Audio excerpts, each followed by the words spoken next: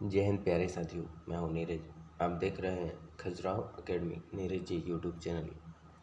प्यारे साथियों, आज हम बात करने वाले हैं हमारे भारतीय इतिहास की। भारतीय इतिहास कब से कब तक रहा, किस वर्ष तक के हमें साक्ष्य मिले हैं, लिखित साक्ष्य प्राप्त हुए हैं, इन सब के बारे में चर्चा करने वाले हैं। बात करें भारतीय इतिहास की, तो भारतीय इतिहास प्रारंभ होता है सिंधु घाटी सभ्यता से। सिंधु घाटी सभ्यता को हड़प्पा सभ्यता भी कहा जाता है, क्योंकि सिंधु घाटी सभ्यता का जो पहला शहर था वो उसका नाम था हड़प्पा। बात करें ईसा पूर्व क्या होता है और ईसवी क्या होता है। ईसा पूर्व का मतलब जो समय ईसाइयों के भगवान ईसा मसीह से पहले का है, जन्म के पहले का समय है, उसे ईसा पूर्व के नाम से जाना गया। और उनके जन्म के बाद के समय को ईसवी के नाम से जाना जाता है। इसलिए जो भी बच्चे इतिहास पढ़ते हैं, शुरुआती क्लासों में उनका दिमाग काम नहीं करता।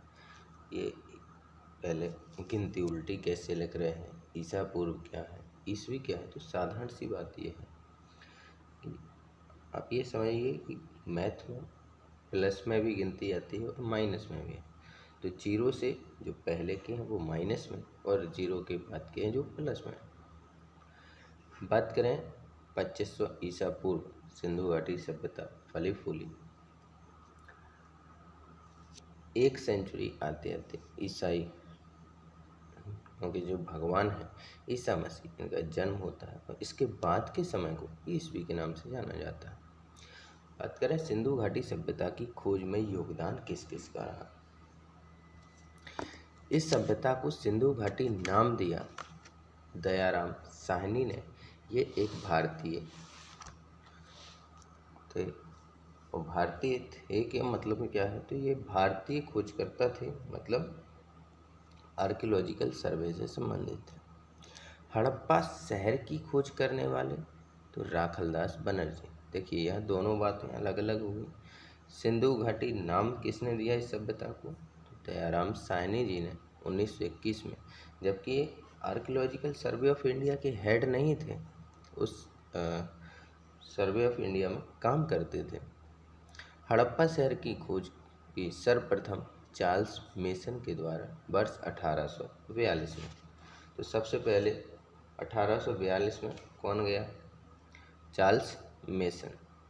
हड़प्पा शहर की खोज सर्वप्रथम 1921 में किसने की, तो देखो सूचना देने वाले का नाम है चार्ल्स मेसन, वर्ष 1842।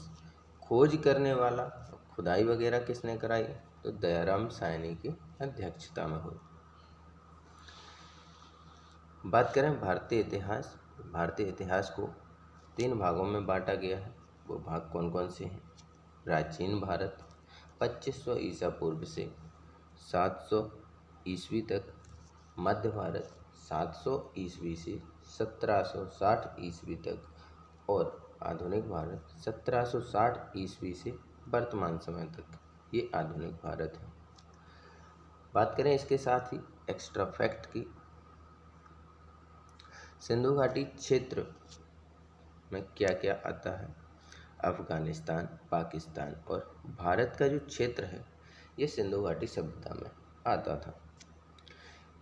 ये सिंधु घाटी सभ्यता का नाम सिंधु घाटी सभ्यता ही क्यों पड़ा, क्योंकि जो ये सभ्यता थी ये सिंधु नदी और इसकी सहायक नदियों के आसपास थी।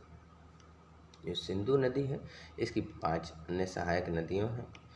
इस प्रकार कुल 6 नदियों के आसपास ये सभ्यता फली फूली, इसी कारण इसका नाम पड़ा सिंधु घाटी सभ्यता। सिंधु नदी हड़प्पा पंजाब में स्थित है। मोहनजोदड़ो वर्तमान में सिंध क्षेत्र पाकिस्तान में स्थित है। धौलावीरा ये गुजरात में स्थित है। तो मोहनजोदड़ो कहाँ है, सिंध पाकिस्तान में। सभ्यता के प्रमुख स्थल हड़प्पा, मोहनजोदड़ो, धौलावीरा, कालीबंगन, लोथल आदि हैं। यह सभ्यता नगर नियोजन, जल प्रबंधन, महान स्नानागार, धातु कर्म, मानकों के निर्माण के लिए प्रसिद्ध है। बात करें प्राचीन भारत के प्रमुख विषय क्या क्या हैं। प्राचीन भारत के प्रमुख विषयों की बात करें तो सिंधु घाटी सभ्यता के बारे में जानेंगे, वैदिक काल क्या है, जैन धर्म बौद्ध धर्म का उदय कैसे हुआ, जैन धर्म के अनुयायी कौन हैं, जैन धर्म के तीर्थंकर, बौद्ध धर्म स्टार्ट कब हुआ, कहाँ से हुआ, महाजनपद होते क्या हैं, कितने महाजनपद थे, कौन सबसे ज़्यादा प्रभावी था। उसके बाद मौर्य साम्राज्य, गुप्त साम्राज्य, भारतीय यूनानी काल, गुप्त साम्राज्य, वर्धमान वंश, प्राचीन भारत का अंतिम वंश वर्धमान वंश, इन सब के बारे में विस्तार से अध्ययन करने वाले हैं। बात करें आर्कियोलॉजिकल सर्वे ऑफ इंडिया की, जिसे हम ASI के नाम से जानते हैं, भारतीय पुरातत्व सर्वेक्षण विभाग वर्ष 1861 में स्थापना होती है। प्रथम अध्यक्ष अलेक्जेंडर कनिंघम बनते हैं। ये आपको प्रतीक चिन्ह दिख रहा होगा आर्कियोलॉजिकल सर्वे ऑफ इंडिया का। बात करें सिंधु घाटी सभ्यता की सबसे पुरानी सभ्यताओं में से एक रही है। यह सभ्यता कई वैदिक राज सिंधु नदियों के क्षेत्र में हुई। तो इस सभ्यता का विकास कहाँ हुआ, सिंधु नदी के क्षेत्र में, सिंधु नदी और इसकी सहायक नदियों के क्षेत्र में हुआ। वर्ष 1921 में दयाराम साहनी के द्वारा हड़प्पा शहर की खोज की गई थी। यह इस सभ्यता में खोजा जाने वाला पहला शहर था, इसलिए इस सभ्यता की खोज को हड़प्पा सभ्यता के नाम से भी जाना गया। बात करें सिंधु घाटी सभ्यता के बाद सबसे पहले व्यवस्थित, सिंधु घाटी सभ्यता के बाद सबसे पहले व्यवस्थित राज्य चार्ल्स मिशन वर्ष 1842 में एक पुस्तक लिखते हैं। चार्ल्स मिशन के द्वारा जो पुस्तक लिखी जाती है इसका नाम होता है नैरेटिव ऑफ वेरियस जर्नी। ये सिंधु सभ्यता के बारे में थी। हड़प्पा शहर की खोज सर्वप्रथम खोज जारी रखने के नेतृत्व में की गई। तो हड़प्पा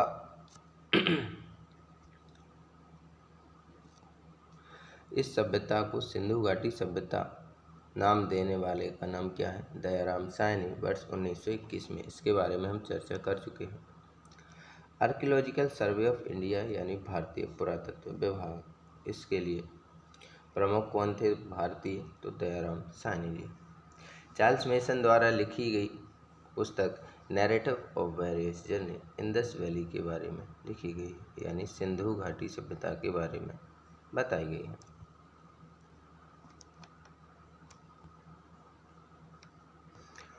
बात करें प्रारंभिक सभ्यता, मुख्य विशेषताएं क्या थी सिंधु घाटी सभ्यता की, योजनाबद्ध नगर होना, पक्की ईंटों का उपयोग होना, जल निकासी व्यवस्था होना, अनाज का भंडारण, व्यापार और शिल्प, मोहरें, लिपि, सामाजिक संगठन का होना, ये प्रमुख कार्य थे। प्रमुख विशेषताएं कहाँ की, सिंधु घाटी सभ्यता। बात करें परिचय की, इस सभ्यता को सिंधु घाटी सभ्यता कहा जाता है। यह सभ्यता लगभग 2600 ईसा पूर्व से 1900 ईसा पूर्व तक विकसित हुई, मतलब 700 से 800 साल तक ये रही। इसका विस्तार भारत, पाकिस्तान और अफगानिस्तान के कुछ हिस्सों में था। बात करें भौगोलिक विस्तार, तो अब मैप के हिसाब से देख सकते हैं इसका भौगोलिक विस्तार कैसा रहा। क्षेत्र देख सकते हैं गणेश्वर, हड़प्पा, मोहनजोदड़ो, धौलावीरा और लोथल।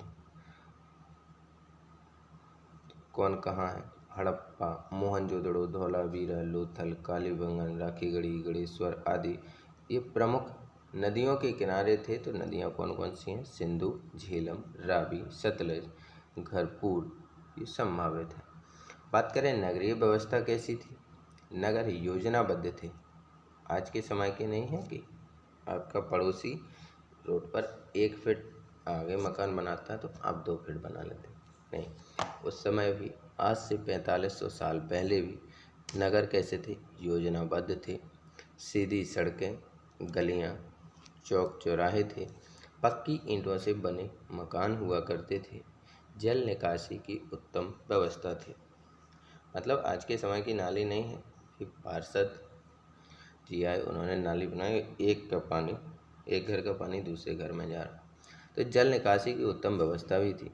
बड़े स्नानागार यानी ग्रेट बाथ थे। सबसे बड़ा स्नानागार कहाँ पाया गया है? तो मोहनजोदड़ो में। बात करें अर्थव्यवस्था की।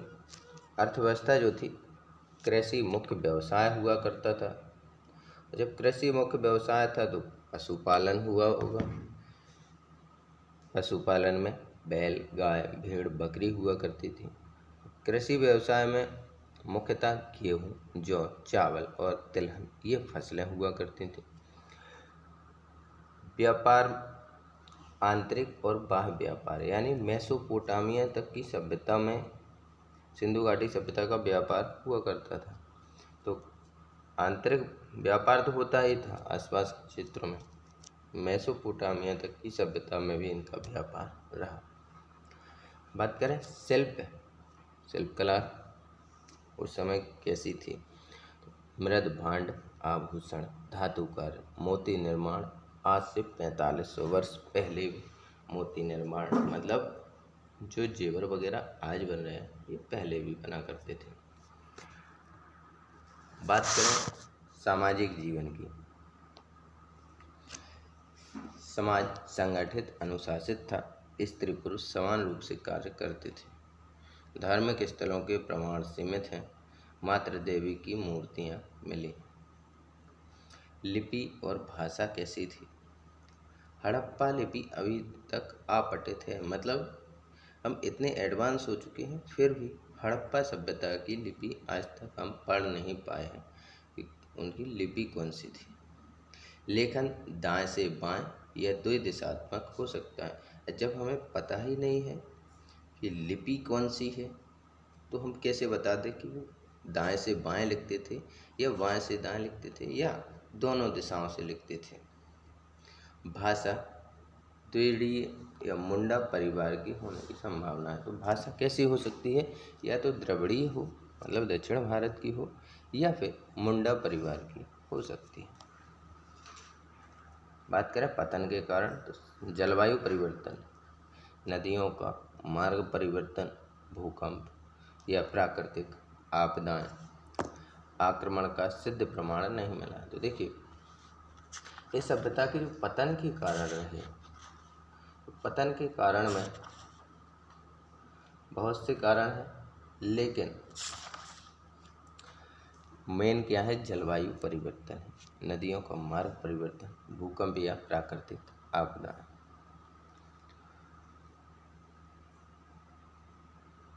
इसके साथ ही हम आपके लिए एक्स्ट्रा फैक्ट के बारे में कुछ जानकारी देने वाले हैं, तो आप उसे विस्तार से लिखते जरूर जाइएगा। बात करें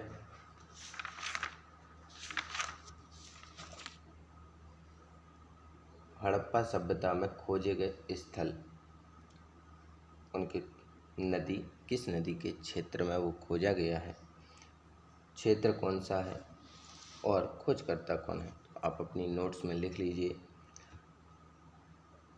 शहर, नदी, क्षेत्र और खोजकर्ता। बात करें पहले शहर की। पहले शहर का नाम है हड़प्पा। हड़प्पा शहर रावी नदी के तट पर पंजाब, वर्तमान में पाकिस्तान राज्य में स्थित, पाकिस्तान में स्थित है, इस क्षेत्र में आता है हड़प्पा। और इसके खोजकर्ता दयाराम साहनी हम पहले ही पढ़ चुके हैं वर्ष 1921 में। बात करें मोहनजोदड़ो की। मोहनजोदड़ो सिंधु नदी के तट पर क्षेत्र, ये भी सिंध पाकिस्तान में स्थित है। राखलदास बनर्जी इसके खोजकर्ता रहे। रोपण सतलज नदी के तट पर विकसित रहा। पंजाब ये भारत में स्थित है, इसके खोजकर्ता YD शर्मा थे। लोथल भोगवा गुजरात, तो लोथल शहर भोगवा नदी के तट पर गुजरात क्षेत्र में और खोज करता है एस.आर. राव जी। बात करें कालीबंगन की, कालीबंगन घग्गर नदी के तट पर राजस्थान में स्थित है, खोज करता ए.एन. घोष हैं। चनहुदड़ो, तो ये सिंध नदी के तट पर स्थित था। सिंध पाकिस्तान, वर्तमान में सिंध कहाँ है, तो ये पाकिस्तान में है। इसके खोज करता एन.जी. मजूमदार थे। बात करें आलमगीरपुर, आलमगीरपुर हिंडन नदी के तट पर उत्तर प्रदेश में स्थित है। इसके खोज करता वाई.डी. शर्मा थे। बात करें सुतकांगड़ोर, तो सुतकांगड़ोर जो दप्त क्षेत्र नदी है बलूचिस्तान, जो वर्तमान में अफगानिस्तान के नाम से जाना जाता है, तो सुतकांगड़ोर कहाँ है, अफगानिस्तान में, और इसकी खोज करता आर.एल. स्टीन थे। बात करें बनवाली की, बनवाली घग्गर नदी के तट पर स्थित है, क्षेत्र हरियाणा है। बात करें दायमाबाद की, दायमाबाद प्रावरा नदी के तट पर स्थित है और दायमाबाद महाराष्ट्र क्षेत्र के अंतर्गत आता है। इसके खोज करता द्वालिका जी हैं। बात करें रंगपुर की, तो रंगपुर भदोर नदी के तट पर गुजरात में स्थित है। बी.वी. लाली और एस.आर. राव के द्वारा इसकी खोज की गई थी।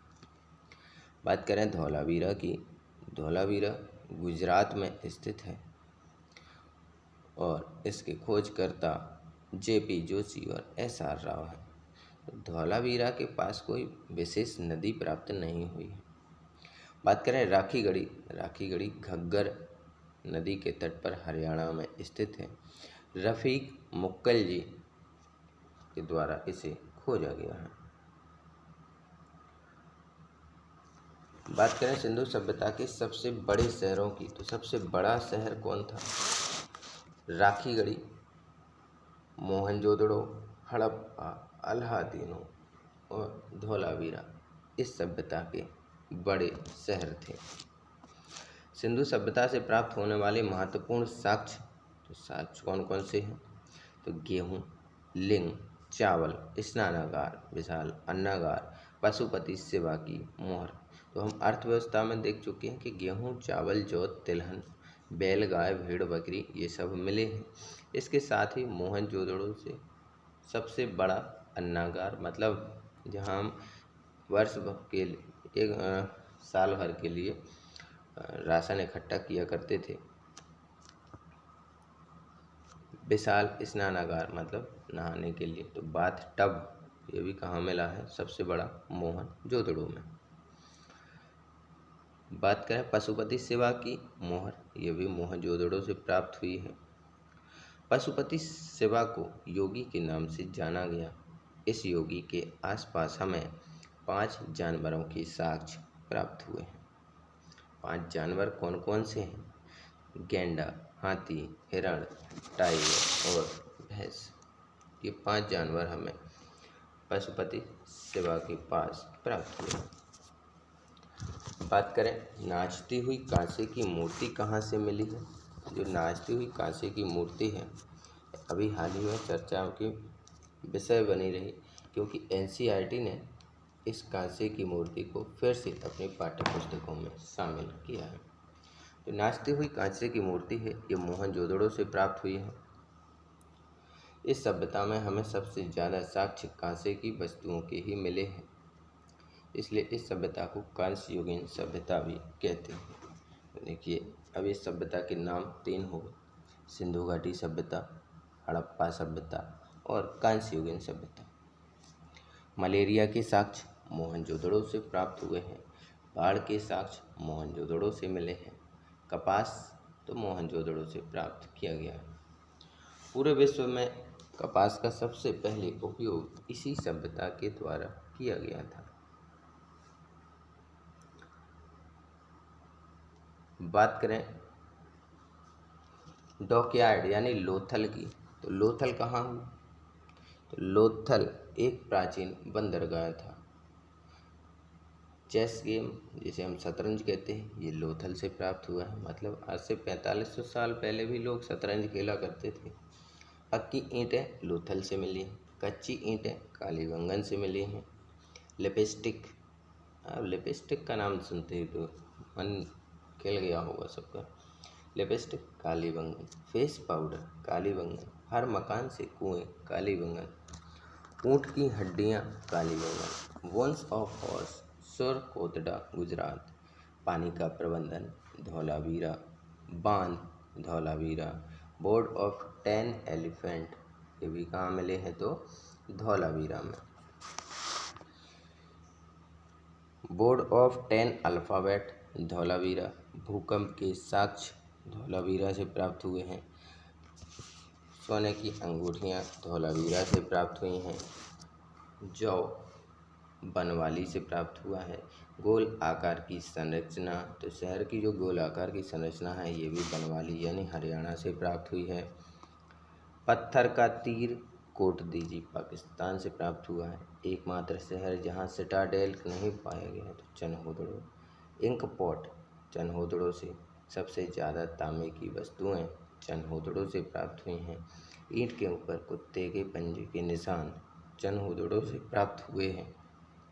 एकमात्र ऐसा शहर जहां देवी माँ की मूर्ति नहीं पाई गई है वह स्थान है कालीबंगन। ये कालीबंगन वही स्थान है जहाँ से लिपस्टिक और फेस पाउडर मिला है। आप ये मत सोचिए कि आप ब्यूटी पार्लर जाने लगे हैं।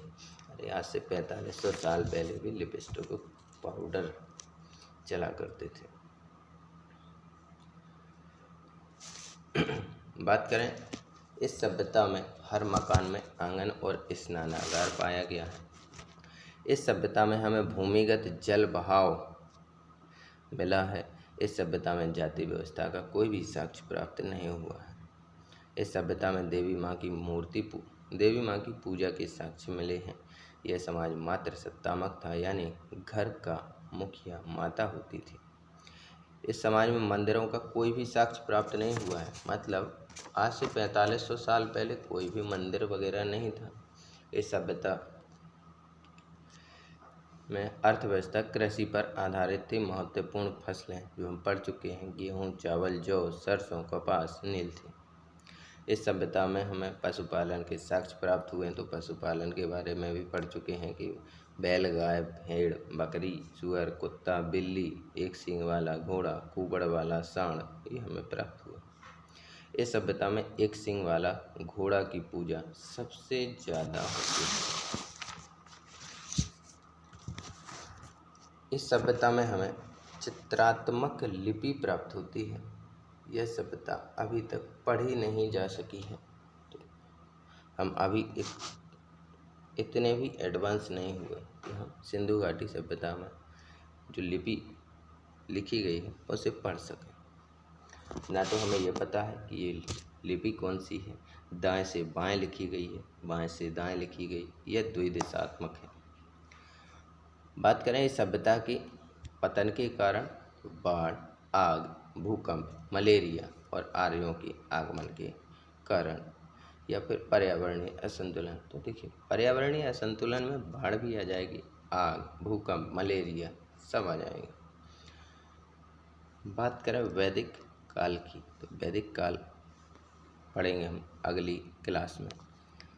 आज की क्लास पसंद आई हो चैनल को सब्सक्राइब करें, अपने दोस्तों को शेयर करना ना भूलें।